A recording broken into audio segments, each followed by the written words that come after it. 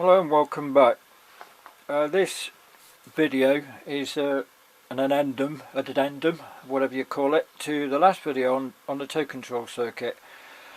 I don't think I made myself quite clear in what I was trying to get at as to what the problem was. The problem that I had was this. I built this chassis quite a while ago, and all that I knew was that I had this sort of bit of the amplifier worked out. I knew that we've got two output valves.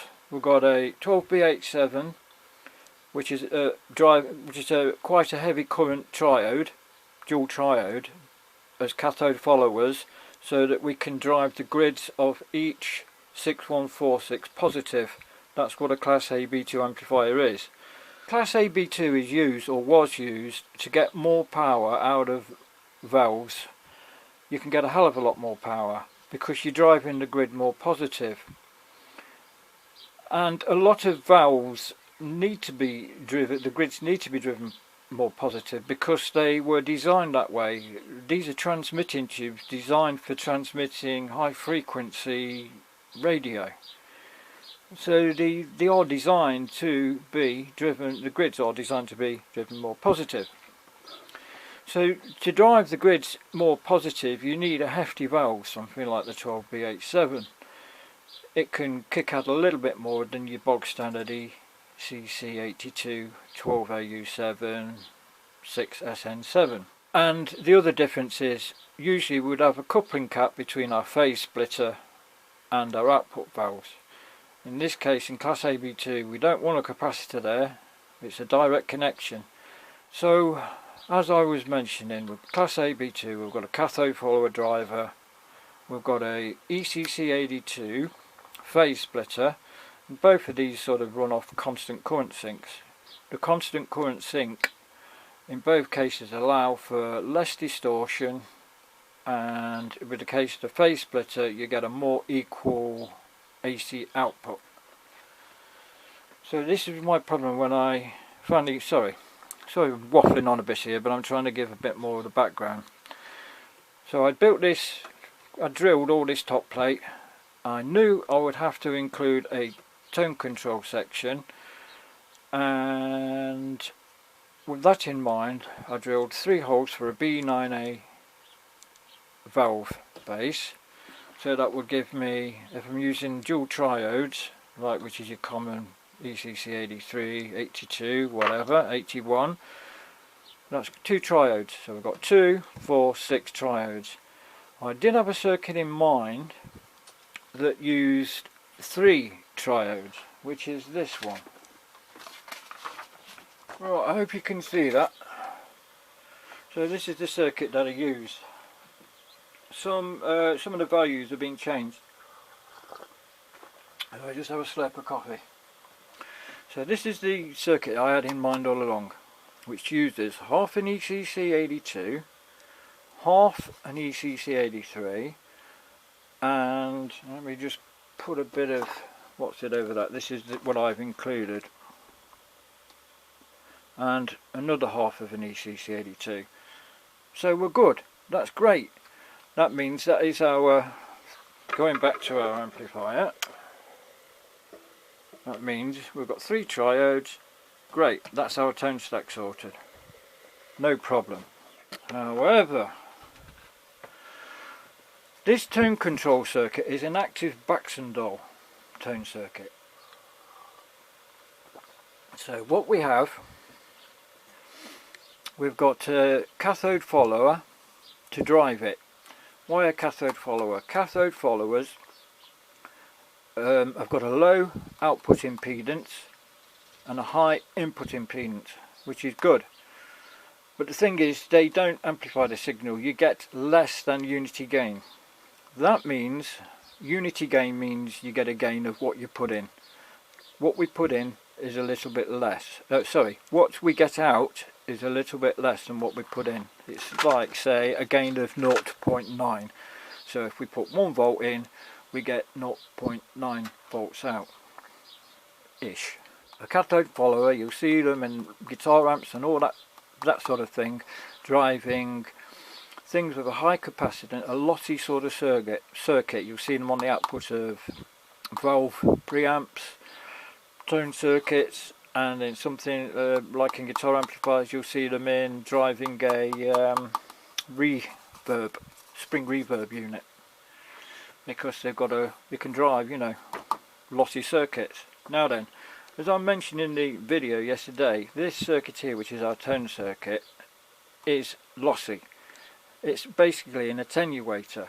So we stick 1 volt in, we don't get 1 volt out.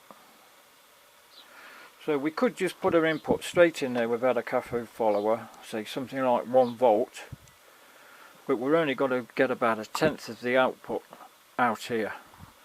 By using a cathode follower we get a little bit better, we get something like 0.3 volts out.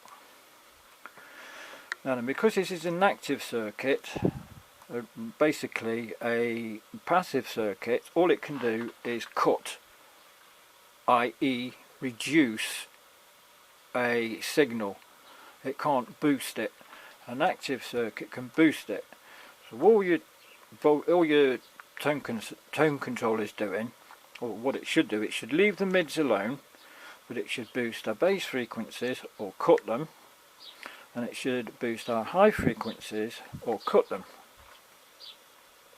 Why use a tone control circuit? I'm getting near 60. My ears are pretty buggered from sticking them like near big speaker cabs at gigs. Using, I used to work in building without hearing defenders and glasses and all that thing. You know, in those days it just wasn't done. So my hearing starts to fall off at about 15 kilohertz.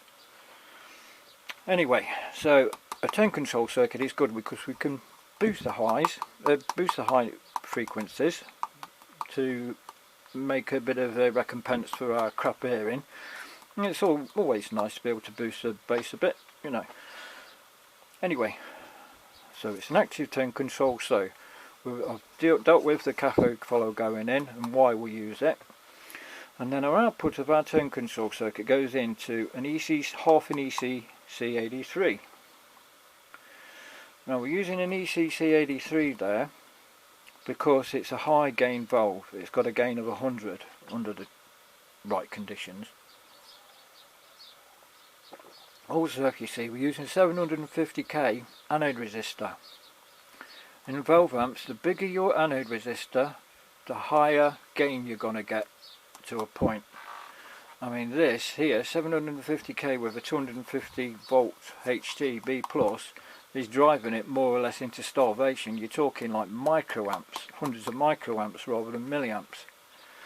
So anyway, we've got a signal in. It's pretty lossy, and we're using that high gain stage to give us our boost of our frequencies where we want. Instead of it passive, remember, just cuts them. So this is giving us our boost. And we're in a loop here, we're in a feedback loop. So what I was trying to do, because this circuit is essentially, all of it is unity gain. Up to here, what you put in, we're getting a little bit less than out. Now then, we can't have, if we're putting in 1 volt, we can't have 1 volt coming out. This won't drive the output stage sufficiently. It just won't do. We need something, let's just say, we need 10 volts going into this phase splitter so that we can drive the output stage to full power. So this is the problem I had. This circuit as is won't do it. So what I tried doing, I tried various things. I tried using a passive tone control with a high gain sort of stage going in to try and get some more out, if you're with me. I tried using an ECF82 to really kick the gain high of the tone stage and hopefully get more out, but it doesn't work that. Because we're in a feedback loop, the more you put in, the more the circuit is trying to keep it down. It will only deliver unity gain. That's as far as I know. I might be wrong there, but that's what I found out with weeks of bloody experimenting. So there's our ECC, that's kicking out loads of gain, and basically we've got a cathode follower there, and that's just to drive the rest of our circuit, but we're still only getting what we put in, a little bit less than what we put in. I had the problem in that I've got 3 valve bases. This is the right hand side of the channel, this is the left. I've got 3 triodes. 1, 2, 3. That's it. I was buggered. What am I going to do? I thought of using a MOSFET follower on the input to save 1 triode, to save 1 half of the valve base. I thought about using a MOSFET follower to do the same on the output. I thought of using op amps. In the end I was just going around in circles. So what I did in the end was to put a valve there, another valve there, which is an ECC 82, and that gave me 1 more triode to then have a gain stage to drive the rest of the circuit, if you're with me. Hope that makes sense. So going back to the amplifier itself, a signal comes in, goes into this valve here, which is configured as 2 cathode followers, and remember we've got 2 triodes. So we've got a left channel cathode follower, right channel cathode follower. It then goes from there into a tone stack, which is here, comes out of there, remember those 3 sort of 150k resistors, goes out of there into our ECC 83, which is down there. And the EC383 is in this middle valve socket down here. Yeah, what's that? Anyway, yeah, EC3C83 is that middle valve socket there. And then we've got, in the other, either side of the ECC83, we've got 2 ECC82s. Half of that ECC82 is a cathode follower as part of our tone control circuit, and the other half is roughly a sort of medium gain, you know, common cathode triode gain stage to drive the rest of our amp. And there we go, everything's cushy. But it wasn't. I built this more or less as is, and then I started running into stability problems, which is what you saw at the end of the video, in the last video. And to solve that was a whole another video in itself. I know this build is turning into a bit of a nightmare, but we've still got a way to go yet, even though most of the amplifier is built. So part of looking at the stability problem was looking at all these frigging capacitors here. There's a hell of a lot of capacitors. We've got 1, 2, 3, forget that one, 4 capacitors. Every time you stick a capacitor in the way of the signal, its phase changes. If the phase changes and it's not the same as the phase coming out of the amplifier, so when it's fed back, then we get stability issues.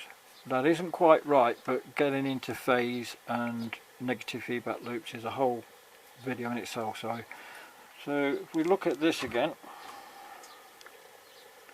we've got on the circuit as was, if I pulled off the internet, we've got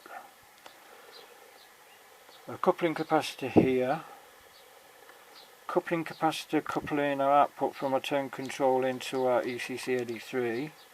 We had another coupling capacitor going from our cathode follower back into the tone control, and then we had another coupling capacitor coupling the tone control stage to the rest of the amplifier.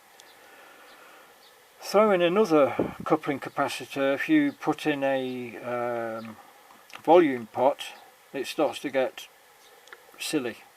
You start running into loads of issues. So I changed the circuit slightly in that I didn't take my output, this is where the output on the actual circuit went, from there to there. I took the output from the conjunction of these 2 resistors here. Doesn't really make much difference. And I used a coupling capacitor to stop DC getting into this tone control circuit. That then meant that I could direct couple. No, I didn't direct couple. No, I used a coupling capacitor to couple the ECC83, but I missed out this coupling capacitor there, so I saved one there, going from a cathode follower back in. And there's a few other changes that are made.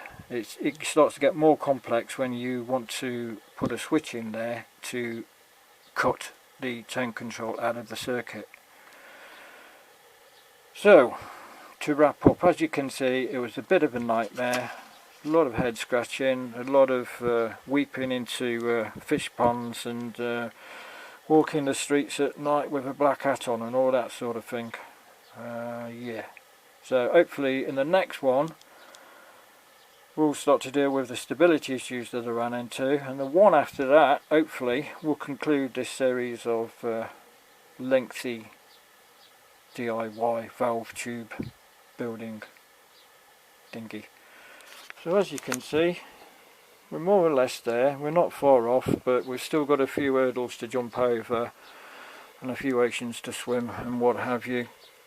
So thanks for sticking with us this far. Hope this video goes some way to explain some of the difficulties that I've encountered in a more thorough way than the last video did. It was a bit of a cock up there, but I often have this problem. I take video as I go along, and trying to get the video footage that I've taken and make it into a cogent video, it can sometimes be tricky. So it's a little bit, that's to do with my sort of random way I go about things.